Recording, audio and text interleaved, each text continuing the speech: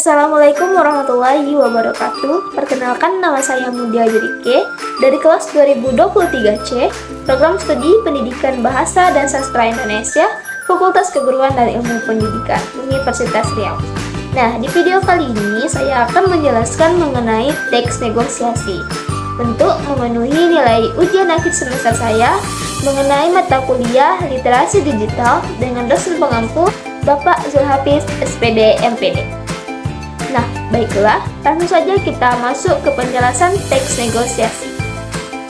Teks negosiasi adalah jenis teks yang digunakan dalam proses perundingan atau diskusi antara dua pihak atau lebih dengan tujuan mencapai kesepakatan yang saling menguntungkan.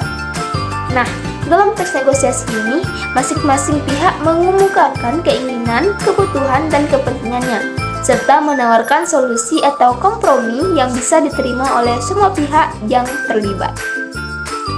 Nah, adapun pengertian teks negosiasi menurut para ahli, yang pertama yaitu ada menurut Kolpasi, teks negosiasi merupakan proses penyerapan keputusan secara bersama antara beberapa pihak yang memiliki kepentingan berbeda.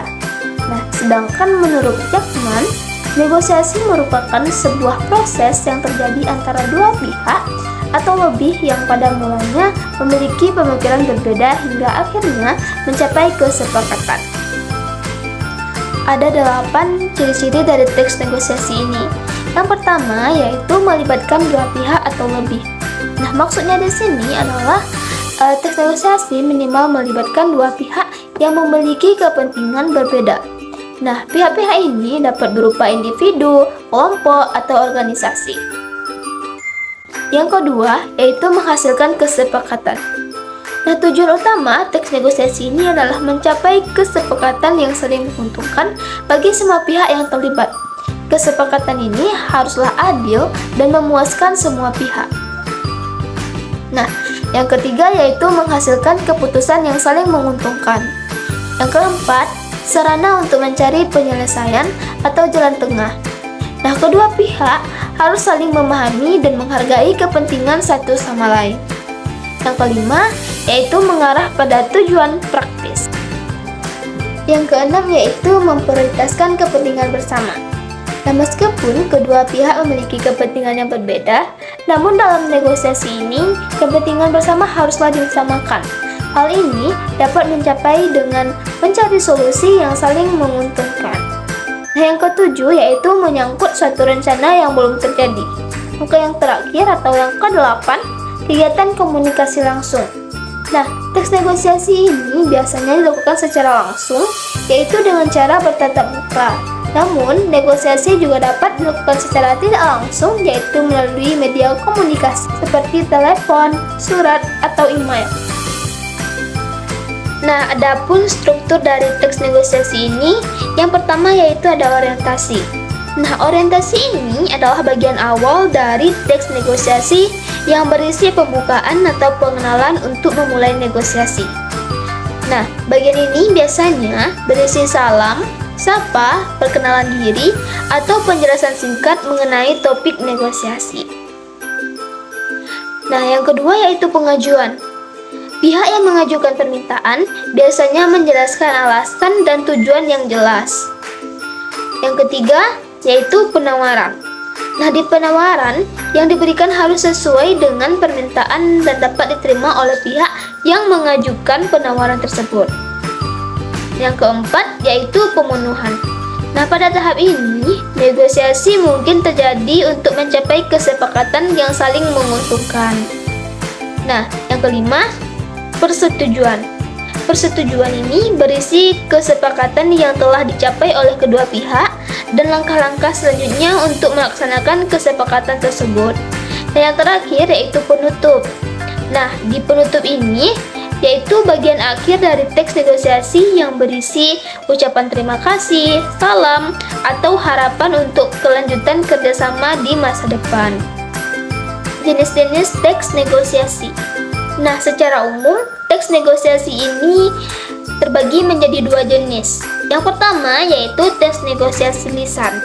Teks negosiasi lisan adalah jenis negosiasi yang terbentuk percakapan antara dua pihak dengan pihak lain. Nah, negosiasi ini biasanya biasanya dilakukan secara langsung dan tidak terdokumentasi.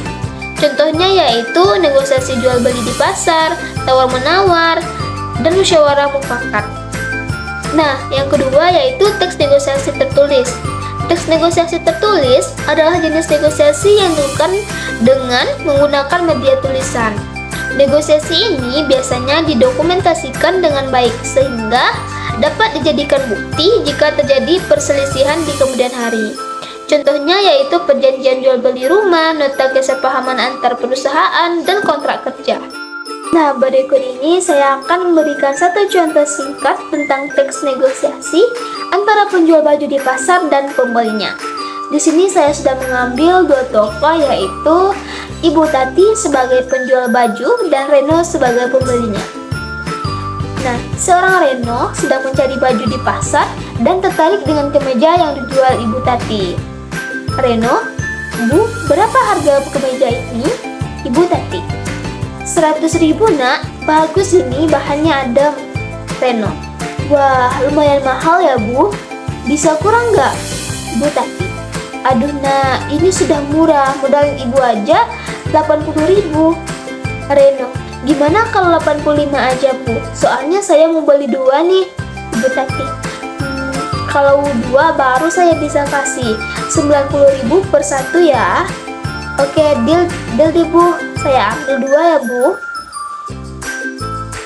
Nah, dapat kita simpulkan bahwa Reno dan Ibu Tati berhasil mencapai kesepakatan. Reno mendapatkan harga yang sedikit lebih murah dan ibu penjual tetap bisa mendapatkan untung. Nah, jadi teks negosiasi ini penting dalam berbagai konteks seperti bisnis, hukum, politik, dan kehidupan sehari-hari. Karena membantu mencapai kesepakatan yang adil dan menguntungkan bagi semua pihak yang terlibat.